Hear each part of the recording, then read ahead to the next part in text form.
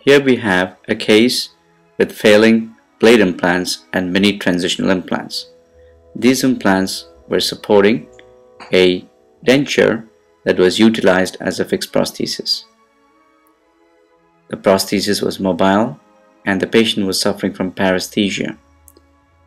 Here you find the prosthesis being sectioned to enable the failing implants to be removed.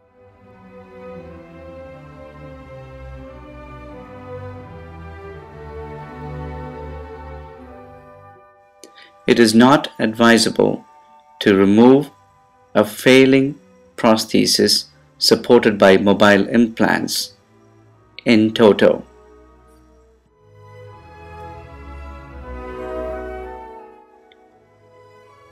The mobile implants are attached to the connective tissue and the surrounding mucosa. Hence, care must be exercised while removing these mobile implants, as you would tend to lose more attachment.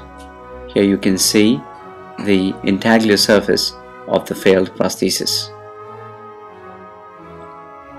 When the prosthesis is tried to pry away from the failing implants, and if it does not move, try to section the prosthesis further so that the failing implants do not cause further trauma.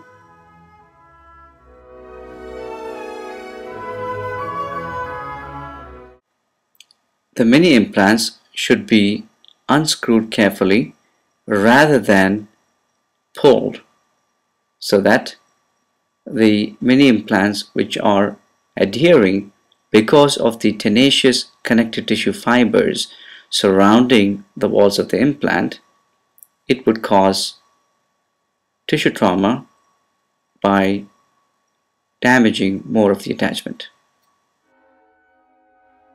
Here, the failing blade implant is carefully removed.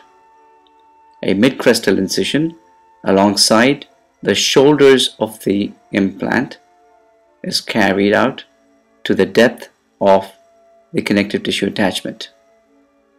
The advent of piezo has made this process much more atraumatic and very precise. Previously, we used to use a 700 XXL burr alongside the surface of the implant and then carefully pry the implant out. Here we can conserve the lateral surfaces of the bone alongside the failing implant and consider bone grafting procedures if future implants are planned. The implant is then carefully removed, and scalpel is sometimes used to further sever any connective tissue attachment that may be holding the implant.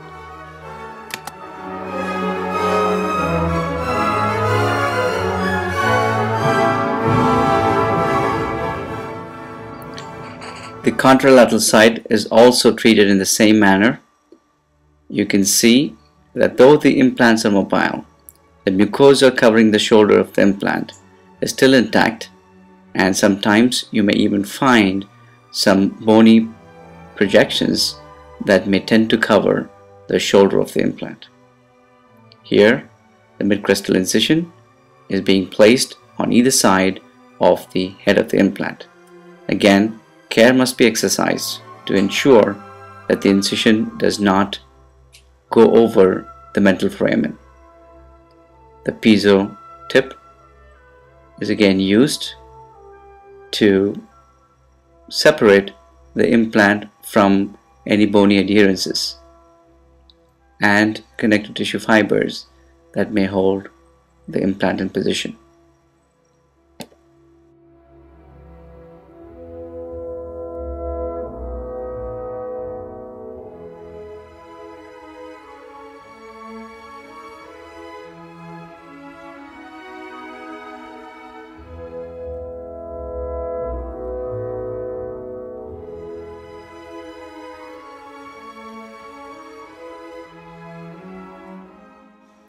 In such areas, it may sometimes be wise to curette the sockets and let the socket osteotomies heal by themselves without any graft material. If future implants are planned, a full thickness mucoperiosteal flap should be elevated, thorough debridement should be carried out, and after ensuring all of the connective tissue has been removed, then grafting may be considered. In this particular case, the patient opted only for dentures.